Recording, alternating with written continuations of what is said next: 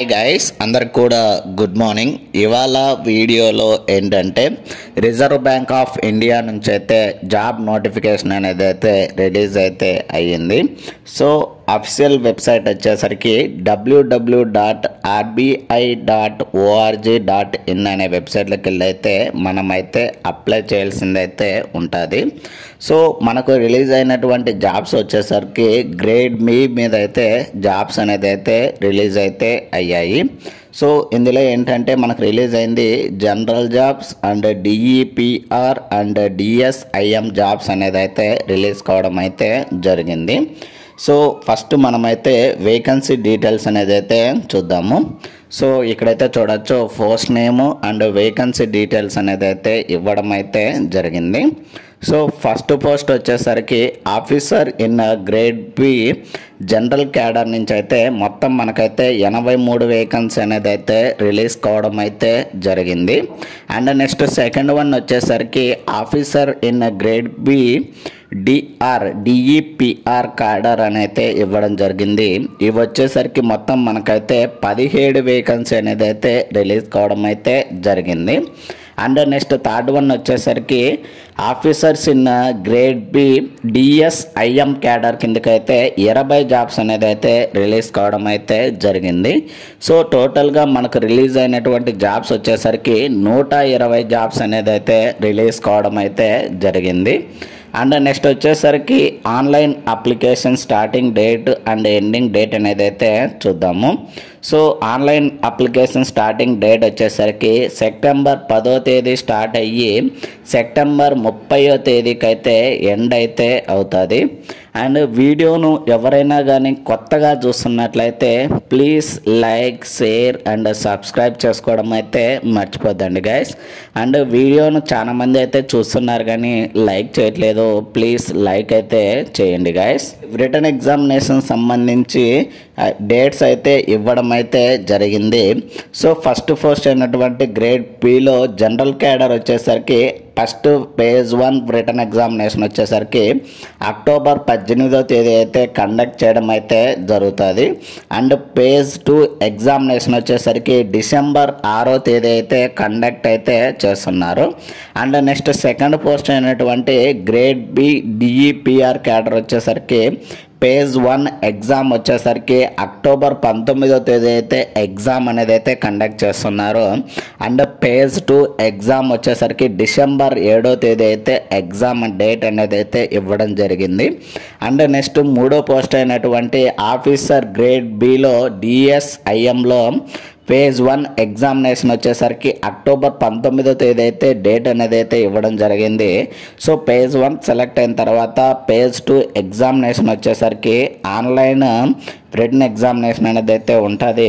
So December 7వ తేదీ అయితే ఎగ్జామ్ అనేది అయితే కండక్ట్ చేయడం అయితే జరుగుతుంది. సో ఇది ఎగ్జామినేషన్ సంబంధించి డీటెయిల్స్ అయితే. అండ్ ఏజ్ రిలాక్సేషన్ విషయానికి వచ్చేసరికి అండ్ ఏజ్ లిమిట్ విషయానికి వచ్చేసరికి 21 సంవత్సరాల నుండి 30 సంవత్సరాల మధ్యలో అయితే ఏజ్ లిమిట్ అనేది అయితే ఉండాలని అయితే చెప్తున్నారు. సో అది డేట్ ఎప్పటికంటే సెప్టెంబర్ 1వ తేదీ 2025 నాటికైతే కౌంట్ అయితే చేస్తున్నారు. అండ్ ఏజ్ రిలాక్సేషన్ విషయాలు అయితే చూద్దాము. సో ఎవరైతే ఎస్సీ ఎస్టీ క్యాండిడేట్స్ ఉంటారో వాళ్ళకైతే 5 years అయితే ఇవ్వడం జరిగింది. అండ్ ఎవరైతే ఓబీసీ క్యాండిడేట్స్ ఉంటారో వాళ్ళకు వచ్చేసరికి 3 years అయితే ఏజ్ రిలాక్సేషన్ అనేది అయితే ఇవ్వడం జరిగింది. సో ఇది age limit and age relaxation సంబంధించి ఫుల్ డీటెయిల్స్ అయితే. అండ్ నెక్స్ట్ వచ్చేసరికి ఎడ్యుకేషనల్ క్వాలిఫికేషన్ విషయానికి వచ్చేసరికి ఫస్ట్ పోస్ట్ అయినటువంటి గ్రేడ్ బిలో జనరల్ క్యాడర్కి వచ్చేసరికి గ్రాడ్యుయేషన్ అయితే కంప్లీట్ అయితే అయిపోయి ఉండాలని అయితే చెప్తున్నారు. అండ్ ఇట్స్ ఈక్వాలెంట్ అని అయితే ఇవ్వడం జరిగింది. సో ఈ యొక్క గ్రాడ్యుయేషన్లో మనకేంటంటే మినిమం 60% మార్క్స్ అయితే వచ్చి ఉండాలని అయితే చెప్తున్నారు. అండ్ ఎవరైతే ఎస్సీ ఎస్టీ ఫిజికల్లీ హ్యాండిక్యాప్డ్ ఉంటారో వాళ్ళకు వచ్చేసరికి 50% మార్క్స్ అయితే వచ్చి ఉండాలని అయితే చెప్తున్నారు. అండ్ నెక్స్ట్ సెకండ్ పోస్ట్ వచ్చేసరికి ఆఫీసర్ ఇన్ గ్రేడ్ బిలో డిఈబిఆర్ వచ్చేసరికి ఎంఏ లేదా ఎంఎస్సి ఇన్ ఎకనామిక్స్ కానీ లేదా ఎంఏ లేదా MSc in courses such as quantitative economics అండి, మ్యాథమెటికల్ ఎకనామిక్స్ కానీ అప్లైడ్ ఎకనామిక్స్ కానీ ఆ నుంచి బిజినెస్ ఎకనామిక్స్ కానీ ఫైనాన్షియల్ ఎకనామిక్స్ కానీ చేసి ఉండాలని అయితే చెప్తున్నారు. అండ్ నెక్స్ట్ వచ్చేసరికి MA MSc finance or MA MSc courses వచ్చేజ్ క్వాంటిటేటివ్ ఫైనాన్స్ అని చెప్పి ఇదైతే ఎక్స్పీరియన్స్ అంటే చదివి ఉండాలని అయితే చెప్తున్నారు. అండ్ నెక్స్ట్ థర్డ్ పోస్ట్ వచ్చేసరికి ఆఫీసర్ ఇన్ గ్రేడ్ బిలో డిఎస్ఐఎంలో ఎడ్యుకేషనల్ క్వాలిఫికేషన్ వచ్చేసరికి మాస్టర్స్ డిగ్రీ అయితే కంప్లీట్ చేసి ఉండాలి. మినిమం 55% మార్క్స్ అయితే వచ్చి ఉండాలని అయితే చెప్తున్నారు. All semester and year wise కూడా 55% అయితే వచ్చి ఉండాలని అయితే చెప్తున్నారు. సో అవి వచ్చేసరికి స్పెసిఫిక్గా స్టాటిస్టిక్స్ కానీ మ్యాథమెటికల్ స్టాటిస్టిక్స్ కానీ అప్లైడ్ స్టాటిస్టిక్స్ కానీ క్వాంటిటేటివ్ ఎకనామిక్స్ కానీ ఆ నుంచి ఇన్ఫర్మాటిక్స్ కానీ చదివి ఉండాలని అయితే చెప్తున్నారు. Or any other related branches of these అని అయితే ఇవ్వడం అయితే జరిగింది. సో వీటిలో మనకేంటంటే క్వాలిఫికేషన్ అనేది అయితే ఉండాలి. సో ఇది ఎడ్యుకేషనల్ క్వాలిఫికేషన్ సంబంధించి అయితే ఫుల్ డీటెయిల్స్ అయితే. అండ్ ఈ యొక్క పీడిఎఫ్ యొక్క లింక్ని అయితే నేనైతే కింద డిస్క్రిప్షన్లో ఇస్తాను, అక్కడికి వెళ్ళి అయితే చెక్ చేయండి గాయస్. అండ్ ఇంకోటి ఏంటంటే నెక్స్ట్ డే వితిన్ 2-3 డేస్లో మ్యాథ్స్ క్లాసెస్ లైవ్ అయితే చేద్దాం అనుకుంటున్నాను. డైలీ ఒక టాపిక్ మీద అయితే ట్రిక్స్ పరంగా అయితే చేద్దామని అయితే అనుకుంటున్నాను. సో కావాలంటే కామెంట్ అయితే చేయండి గాయస్, ఓకేనా కాదనేది అయితే వన్స్ కామెంట్ అయితే చేయండి.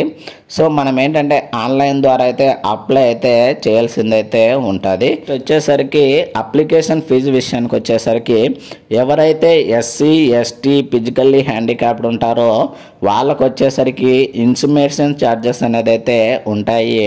100 రూపాయలు ప్లస్ 18% జిఎస్టీ ఫీజు అనేది అయితే ఉంటుంది. అంటే ఎవరైతే OC OBC and EWS candidates ఉంటారో వాళ్ళకు వచ్చేసరికి అప్లికేషన్ ఫీజు ఇంక్లూడింగ్ ఇన్స్టిమేషన్ ఛార్జెస్ అయితే ఉంటాయి. సో అప్లికేషన్ ఫీజు వచ్చేసరికి 850 రూపాయలు ప్లస్ 18% జిఎస్టీ అమౌంట్ అయితే మనమైతే పేమెంట్ అయితే చేయాల్సిందైతే ఉంటుంది. అండ్ ఎవరైతే స్టాఫ్ ఉంటారో వాళ్ళకు వచ్చేసరికి ఎటువంటి ఫీజు అనేది అయితే ఉండదు, వాళ్ళైతే ఫ్రీగా అయితే అప్లై చేయొచ్చు.